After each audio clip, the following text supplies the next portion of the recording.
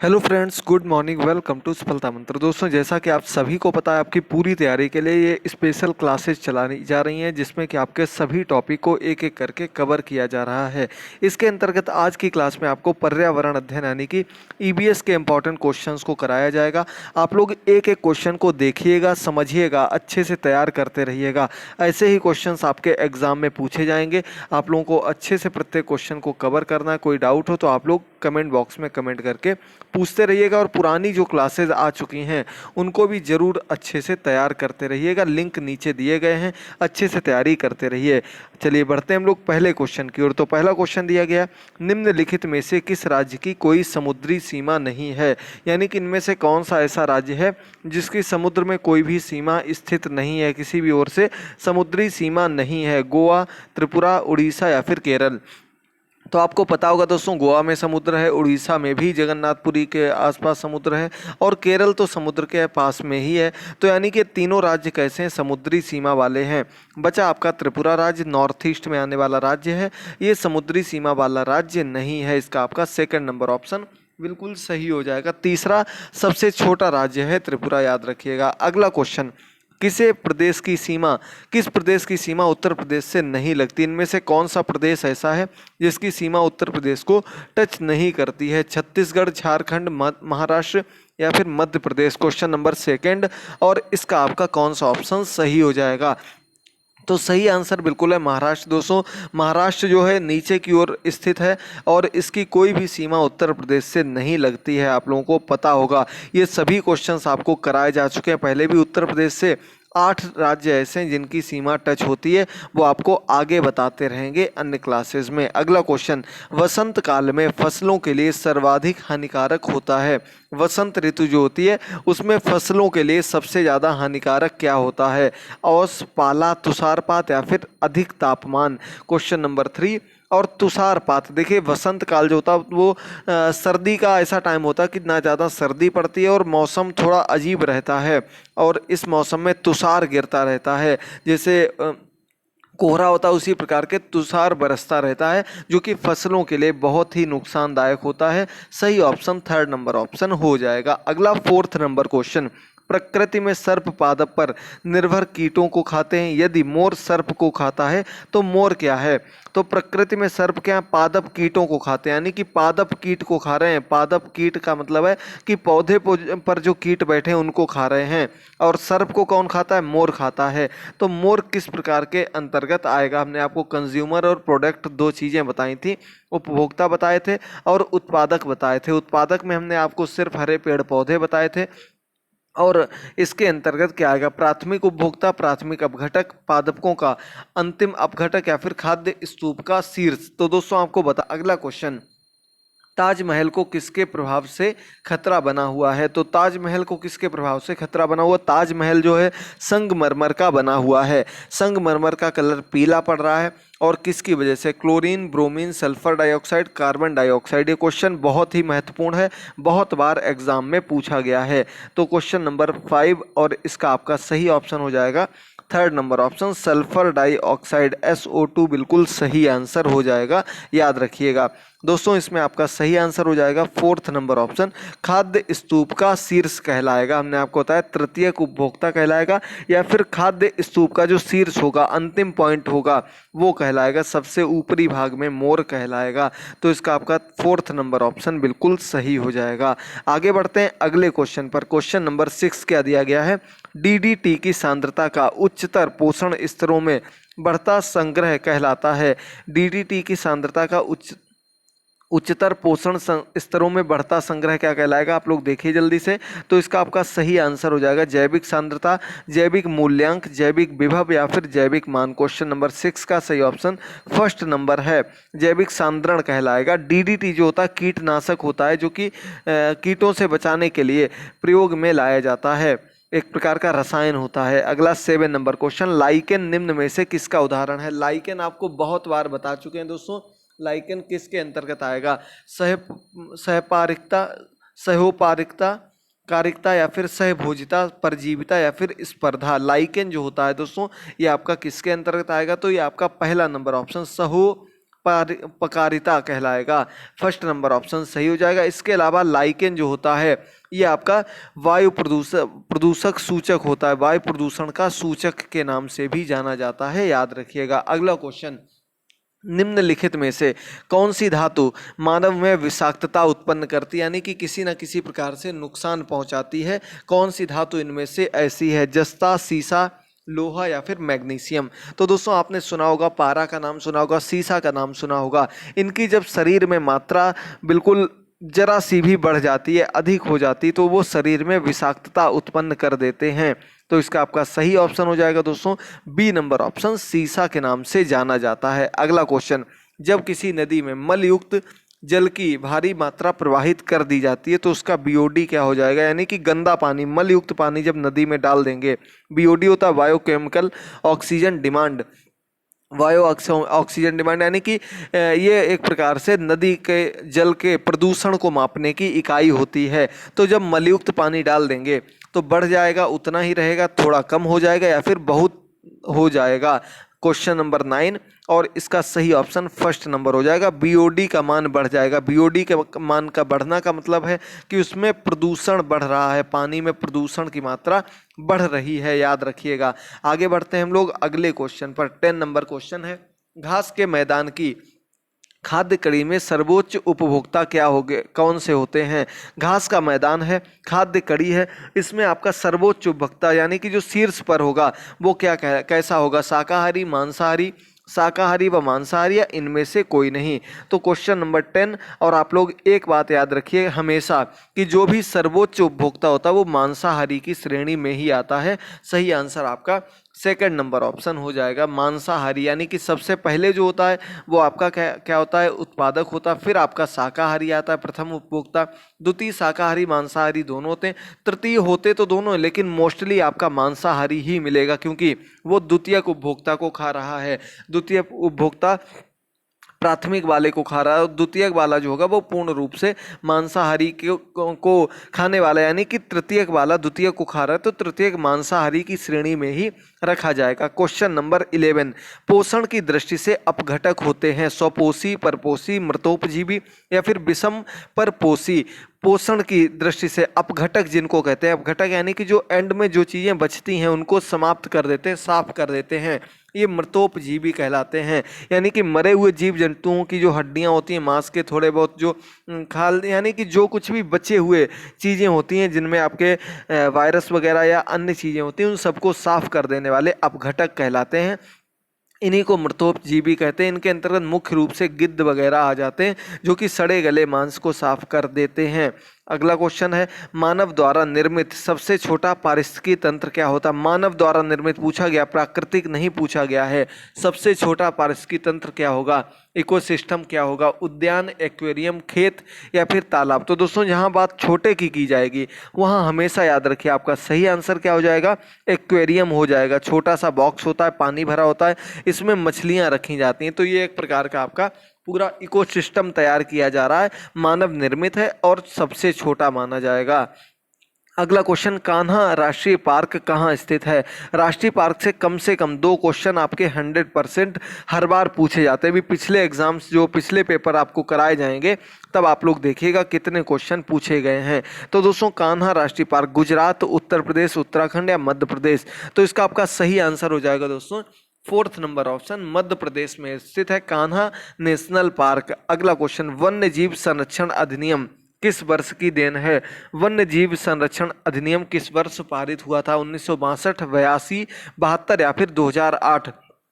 तो दोस्तों वन्य जीवों के संरक्षण के लिए जो कानून बनाया गया था, जो अधिनियम बनाया गया था, ये आपका 1972 में लागू किया गया था। इसका आपका सही ऑप्शन हो जाएगा थर्ड नंबर ऑप्शन। वन्य जीव अलग है, वन संरक्षण अलग है, दोनों का टाइमिंग भी अलग अलग है, इसलिए इन दोनों में कंफ्यूज होने की जरूरत नहीं। आगे क्वेश्चंस में आपको वन संरक्षण के बारे में भी बताएंगे। अगला क्वेश्चन, शैवालों का अध्ययन क्या कहलाता है? शैवालों का अध्ययन जो होता है वो किसके अंतर्गत आता है? फाइकोलॉजी, एंग्रोनोमी, माइकोलॉजी या फिर हिस्टोलॉजी? तो दोस्तों शैवालों का अध्ययन, जो छोटे शैवाल होते हैं उनका अध्ययन फाइकोलॉजी के अंतर्गत कहलाता है। इसका आपका सही ऑप्शन हो जाएगा फर्स्ट नंबर ऑप्शन। आगे बढ़ते हैं अगले क्वेश्चन पर। विश्व का लगभग कितना भाग मरुस्थलीय है? मरुस्थली का मतलब होता है रेतीला। तो विश्व का कितना भाग है, 1/3, 2/3, 1/4 या फिर आधा भाग कैसा है जो कि मरुस्थलीय हो, वो कितना है? तो इसका सही आंसर आपका हो जाएगा लगभग 1/3 भाग जो है वो मरुस्थलीय भाग है, जहां पानी की भी कमी है और भूमि जो है रेतीली है। जितना भी आपका अरब देशों का क्षेत्र है वो आपके इसी के अंतर्गत आता है। अगला क्वेश्चन, नींबू साधारण पानी में डूब जाता किंतु नमकीन पानी में तैरता रहता है, क्यों? साधारण पानी में अगर नींबू को डाल देंगे तो डूब जाएगा, और अगर नमकीन पानी है तो उसमें नींबू क्यों नहीं डूबता है? ऑप्शंस देखिए जल्दी से और तुरंत आंसर करिए। तो इसका आपका सही ऑप्शन हो जाएगा नमकीन पानी, जो इसका घनत्व साधारण पानी के घनत्व से अधिक होता है, जिसकी वजह से नींबू जो है वो नमकीन पानी में तैरता रहता है। अगला क्वेश्चन, जल प्रदूषण के नियंत्रण का उपाय है। जल प्रदूषण के नियंत्रण का क्या उपाय है? अपशिष्टों को जल स्रोतों में विसर्जित ना किया जाए, उपचारित गंदे पानी का उपयोग सिंचाई में किया जाए, मृत मानव और पशुओं को जल में बहाया जाए, या फिर गंदे जल से अपशिष्टों का उत्सर्जन किया जाए। क्वेश्चन नंबर 18 और इसका आपका सही ऑप्शन है 4th नंबर ऑप्शन, गंदे जल में अपशिष्टों का उत्सर्जन किया जाए। गंदा जल जो है अपशिष्ट उससे उत्सर्जित कर लिए जाएं, यानी कि पानी को दोबारा से यूज के लिए बनाया जाए गंदे पानी को। ये आपका जल प्रदूषण में नियंत्रण का सबसे अच्छा उपाय माना जाता है, जो कि आजकल प्रयोग में लाया जा रहा है। अगला क्वेश्चन 19 नंबर क्वेश्चन, ऊंट बिना पानी के कुछ दिन तक मरुस्थल में रहता है, ऐसा वह कैसे कर पाता है? ऊंट पानी बिना रह लेता है ना, उसे रेगिस्तान का जहाज कहा जाता है, आप लोगों को इसके बारे में पता होगा। तो वो उसका जो कुवड़ निकला होता है उसमें फैट एकत्रित हो जाता, चिकनाई जमा हो जाती, जिसका प्रयोग वो पानी ना होने की स्थिति में करने लगता है। इसका आपका सही ऑप्शन 2nd नंबर ऑप्शन हो जाएगा, याद रखिएगा।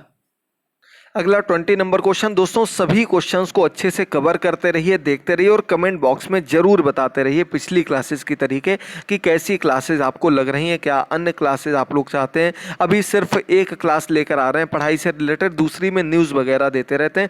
जल्द ही आपकी दोनों क्लासेस को हम पूरा प्रॉपरली स्टार्ट कर देंगे, बस आप लोग क्लासेस से जुड़े रहिए, देखते रहिए और अपना पूरा सपोर्ट बनाए रहिए। अगला क्वेश्चन, जब प्लास्टर ऑफ पेरिस के साथ पानी मिलाया जाता है तो यह मुलायम हो जाता है, बहुत मुलायम हो जाता है, कड़ा हो जाता है या फिर बहुत कड़ा हो जाता है?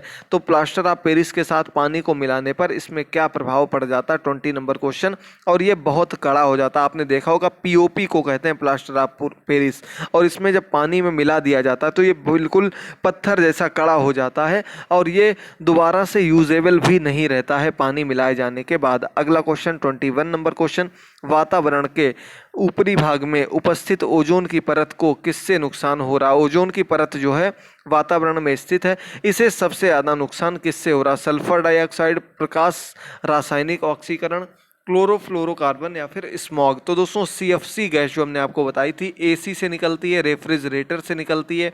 CFC गैस ये बहुत ही खतरनाक गैस है, ओजोन परत को क्षरण करने के लिए, नुकसान पहुंचाने के लिए। अगला क्वेश्चन आपका 22 नंबर क्वेश्चन है, हमारे पर्यावरण के महत्वपूर्ण घटक वृक्ष को अधिकतम हानि कैसे पहुंचती है? हमारा पर्यावरण में एक घटक है जिसे हम क्या कहते हैं? वृक्ष कहते हैं। इसे सबसे ज़्यादा हानि कैसे पहुंचती है? जल्दी से ऑप्शंस पढ़ते रहिए और प्रत्येक क्वेश्चन का आंसर जरूर देते रहिए। तो इसका आपका सही आंसर हो जाएगा दोस्तों 2nd नंबर ऑप्शन, सभी पत्तियों को नष्ट करके, यानी कि जब हम पेड़ की सभी पत्तियों को नष्ट कर देंगे तो यानी कि हम उसकी मेन लाइफलाइन को खत्म कर देंगे। जब पत्तियां ही नहीं बचेंगी तो भोजन कौन बनाएगा? क्योंकि भोजन का निर्माण पत्तियों में ही होता है। तो वृक्ष को सबसे अधिक हानि पहुंचेगी, याद रखिएगा। अगला क्वेश्चन, विटामिन ई मुख्य रूप से किसके लिए महत्वपूर्ण है? विटामिन ई जो होता है ये किसके लिए महत्वपूर्ण होता है? दांतों के विकास के लिए, कार्बोहाइड्रेट उपापेचन के लिए, लिंग ग्रंथियों के सामान्य क्रिया के लिए, या फिर उपकला ऊतकों के सामान्य स्वास्थ्य के लिए? क्वेश्चन नंबर 23 और सही ऑप्शन हो जाएगा लिंग ग्रंथियों की सामान्य क्रिया के लिए। ये आपका इसी से संबंधित होता है विटामिन ई, याद रखिएगा। अगला क्वेश्चन, निम्नलिखित में से कौन सी व्यवस्था प्राकृतिक नियमों से संचालित होती है? खाद्य श्रृंखला, कृत्रिम पारिस्थितिकी तंत्र, ऊर्जा का प्रवाह या फिर जैव भू रासायनिक चक्रण? चलिए बताइए जल्दी से 24 नंबर क्वेश्चन। सही ऑप्शन इसका हो जाएगा कौन सी प्रक्रिया प्राकृतिक नियमों से संचालित नहीं होती है। दोस्तों क्वेश्चन थोड़ा सा छिप गया था, देख लीजिए नहीं लगा हुआ है, तो जब यहाँ पर सीधे कृत्रिम लिख दिया गया यानी कि आर्टिफिशियल है, यानी कि मानव के द्वारा बनाया गया हुआ है। और मानव के द्वारा बनाई गई चीज कैसी होती, कृत्रिम होती है। प्रकृति के द्वारा तैयार की गई चीज प्राकृतिक होती है, तो ये प्राकृतिक नियमों पर संचालित नहीं होगा। अगला क्वेश्चन, निम्नलिखित में से कौन सा एक राष्ट्रीय उद्यान चमोली के निकट अवस्थित है। तो कौन सा एक राष्ट्रीय उद्यान है जो चमोली के निकट अवस्थित है, दुधवा या फिर बृहद हिमालय, जिम कॉर्बेट या फिर नंदा देवी। तो दोस्तों चमोली के निकट, याद रखिएगा चमोली के निकट जो आपका राष्ट्रीय उद्यान है वो आप लोगों को पता होगा, नंदा देवी है। 25 नंबर क्वेश्चन का आपका डी ऑप्शन सही हो जाएगा। बहुत ही इंपॉर्टेंट क्वेश्चन है, सभी को देखते रहिए। हमने आपसे बताया था मिनिमम 2 क्वेश्चन आपके राष्ट्रीय उद्यान से जरूर पूछे जाते हैं। अगला क्वेश्चन आपके सामने है, सूर्य का प्रभा मंडल प्रकाश के अपवर्तन से उत्पन्न होता है। स्तरीय मेघों के जलवाष्प में, पच्छाव स्तरीय मेघों के हिमरवों से, या फिर पच्छाव मेघों के हिमरवों से, या फिर स्तरीय मेघों के धूल कणों से। चलिए प्रभा मंडल जो होता है, आसपास का जो एरिया चमकीला होता है सूर्य का, वो किसके कारण होता है, किसके अपवर्तन के कारण होता है। इसका सही आंसर है सेकंड नंबर ऑप्शन, देख लीजिए आप लोग। अगला क्वेश्चन 27 नंबर क्वेश्चन, कम से कम समय में आपके सभी क्वेश्चंस कंप्लीट किए जा रहे हैं। अच्छे से क्लासेस को देखिए, कुछ पुरानी क्लासेस के लिंक भी आपको नीचे डिस्क्रिप्शन बॉक्स में मिल जाएंगे, उनको भी अच्छे से देखते रहिए। भी नई प्लेलिस्ट हमने नहीं तैयार की है, उसको भी जल्द बना देंगे ताकि आप ये सभी क्लासेस एक ही स्थान पर देख पाएं। निम्नलिखित में से कौन सा वन भारत में आर्थिक दृष्टि से सर्वाधिक महत्वपूर्ण है, ज्वारीय वन, सदाबहार वन, कांटेदार वन या फिर पतझड़ वन। अब इसमें सबसे ज़्यादा कन्फ्यूज़न होगा सदाबहार वन और पतझड़ वाले वन में। तो याद रखिएगा दोस्तों, पतझड़ वाले वन जो होते हैं वो ऐसे होते हैं जो कि आर्थिक दृष्टि से महत्वपूर्ण माने जाते हैं। सदाबहार वन बहुत ही घने होते हैं और वो हमेशा एक जैसे रहते हैं। जितने भी आपके फलदार हों या कोई भी वृक्ष हों वो आपके पतझड़ के अंतर्गत आते हैं। यही सबसे ज़्यादा आर्थिक रूप से महत्वपूर्ण है भारत में। सही ऑप्शन डी नंबर ऑप्शन हो जाएगा, याद रखिएगा। अगला क्वेश्चन, जैव उपचारण किसको कहते हैं। बहुत अच्छा क्वेश्चन है जैव उपचारण, ये पिछले 1-2 वर्ष पहले ही एग्जाम में पूछा गया था। जीवों द्वारा पर्यावरण से विषैले पदार्थों का निष्कासन करना, रोगाणुओं व पीड़कों पर जैविक नियंत्रण करना, शरीर में अंगों का प्रत्यारोपण करना या फिर सूक्ष्म जीवों की सहायता से रोगों का निदान करना। क्वेश्चन नंबर 28, इसका पहला ऑप्शन दिया गया है, जीवों द्वारा पर्यावरण से विषैले पदार्थों का निष्कासन करना जैव उपचारण के अंतर्गत आ जाता है। अगला क्वेश्चन, ग्रीन मफलर किससे संबंधित है। बहुत अच्छा क्वेश्चन है, 2011 में यूपी टेट में आया था, इसके बाद एक बार और क्वेश्चन आया था, फिर आ सकता है। ग्रीन मफलर किसको कहा जाता है, किससे संबंधित है, वायु, ध्वनि, तापी या फिर जल प्रदूषण। चलिए बताइए। तो इसका सही आंसर हो जाएगा दोस्तों बी नंबर ऑप्शन, ये ध्वनि प्रदूषण से संबंधित है। ध्वनि प्रदूषण से संबंधित है। क्यों संबंधित है, क्योंकि आपने देखा होगा सभी जितने भी रोड हैं इनके दोनों तरफ जो है वृक्ष लगा दिए जाते हैं, तो ये उससे निकलने वाली ध्वनि को, जो हॉर्न बजते हैं, अन्य ध्वनियाँ निकलती हैं वाहनों से, उनको अवशोषित कर लेते हैं। इसी चीज़ को ग्रीन मफलर नाम दिया गया है और ये ध्वनि प्रदूषण को कम करते हैं। अब आज का अंतिम क्वेश्चन है, जल्दी से देखिएगा। ये पूरी आज की क्लास की PDF आपको हमारे टेलीग्राम चैनल पर मिल जाएगी। चैनल को सब्सक्राइब करके उसके पास में लगे हुए बेल आइकन को जरूर प्रेस कर दीजिएगा। टेलीग्राम का लिंक नीचे दिया गया, वहाँ भी आप लोग हमसे ज़्यादा से ज़्यादा लोग जुड़ते रहिएगा। संयुक्त राष्ट्र पर्यावरण कार्यक्रम द्वारा पर्यावरण रक्षा एवं सुधार हेतु दिया जाने वाला पुरस्कार, UN के द्वारा जो पर्यावरण के क्षेत्र में दिया जाने वाला पुरस्कार है, मुख्य रूप से UNEP के द्वारा दिया जाता है। ये आपका यूनाइटेड नेशंस एनवायरनमेंट प्रोग्राम के नाम से जाना जाता है। ग्लोबल 500, राइट लिवलीहुड, गोल्डमैन या फिर गोल्डन पांडा। चलिए बताइए जल्दी से कौन सा ऑप्शन आपका सही हो जाएगा। अंतिम क्वेश्चन है, इसका पहला ऑप्शन है ग्लोबल 500 पुरस्कार, UN के द्वारा दिया जाने वाला पुरस्कार है। आप लोग अच्छे से क्लासेस को देखते रहिए, पूरी अपनी तैयारी करते रहिए। सभी क्लासेस के लिंक नीचे दिए गए, चैनल को सब्सक्राइब करिए। मिलते हैं आज शाम की क्लास में, तब तक के लिए थैंक यू दोस्तों, गुड बाय, टेक केयर।